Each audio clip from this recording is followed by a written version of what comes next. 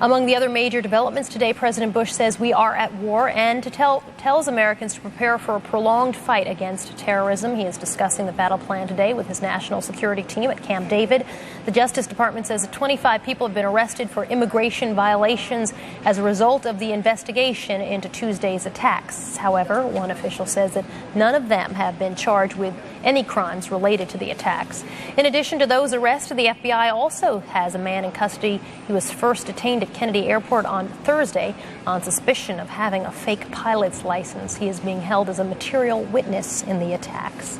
And the New York Stock Exchange confirmed this afternoon it will resume trading on Monday for the first time since Tuesday's attacks.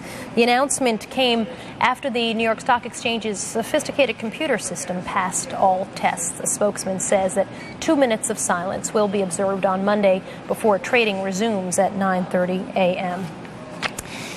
Newsweek's Michael Isikoff has been following this story from the very beginning, in addition to following the investigation as well. We believe we have him on the phone, and let's chat with him about the latest in the investigation. Michael, good afternoon to you. Thanks for joining us. Good afternoon. Let's talk about the latest that you've uncovered for Newsweek in this investigation.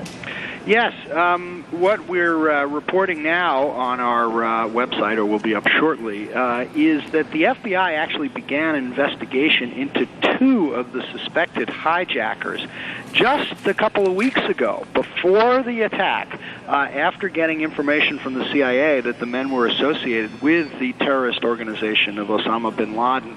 The key piece of evidence that prompted the CIA to alert the FBI to these men, and the prime guy is Khalid Almihdhar, who was a hijacker, has been identified as one of the hijackers aboard the American Airlines flight that crashed into the Pentagon. Was he had been captured on a surveillance videotape in Kuala Lumpur, Malaysia last year, meeting with one of the suspects in the October 12, 2000 bombing of the USS Cole in the in Yemen. Which killed 17 U.S. sailors. That prompted the FBI to begin. The CIA said that Midar and one of his associates, Salam al-Hamzai, had entered the country, and the FBI began an investigation looking for them, and they were actively looking for these 2 guys at the very moment that the plane crashed into the Pentagon, and the other planes, of course, crashed into the World Trade Center. In their investigation, when they were, as you say, actively looking for these gentlemen, is there any clue as to how close they got to actually find them? It doesn't look like they were close at all. The information that the FBI had received from the Immigration and Naturalization Service was very sketchy, and as one official told us, turned out to be completely bogus. That is that Almihdhar listed as his address, he was entering the country on a business visa earlier this year, and he listed as his address the Marriott Hotel in New York. Well, of course, there are many Marriott hotels in New York. It's a large hotel chain, and the FBI began methodically looking over hotel records of every Marriott hotel in the New York area, and came up empty. It concluded that, of course, the information that the Almihdhar had listed was simply false. That's not where he was staying at all. So a key piece of evidence and a key piece of information, but of course yet raises many, many questions in its wake. Thanks for joining us very much. I really appreciate that. Anytime. Let's turn now to NBC's chief legal correspondent, Dan Abrams, who is standing by with even more on the investigation. Dan, what do you make of this very latest little piece of evidence that links essentially the potential hijackers of Tuesday's bombing into the bombing of the USS Cole? Well, and ultimately, and probably the most important point here, is ultimately back to Osama bin Laden, because, of course, the authorities have long been convinced that the bombing of the USS Cole was done at the very least at the direction of Osama bin Laden. This is probably one of the key pieces of evidence that has convinced the government that bin Laden was behind this. Now, it is certain that the government is investigating other connections as well, but this unquestionably one piece in this puzzle, and this is a vast and extremely large puzzle that they have to put together, going across many continents in many countries. But no question that if this pans out, this is one of those important pieces. Now, Some other developments today, as you pointed out before, 25 people in custody in connection with the case being held by the INS, including 2 people detained in Texas on a train.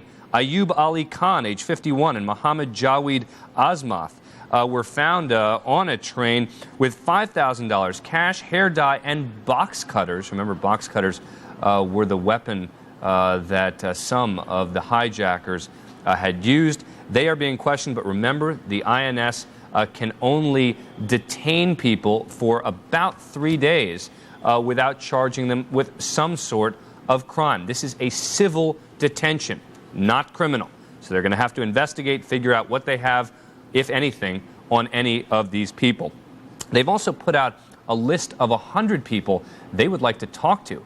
The FBI would like to speak with a variety of people who they have not been able to find. They have put their names out to local police departments around the country. 2 big hot spots in this investigation so far, at least that we know of. One of them in Florida.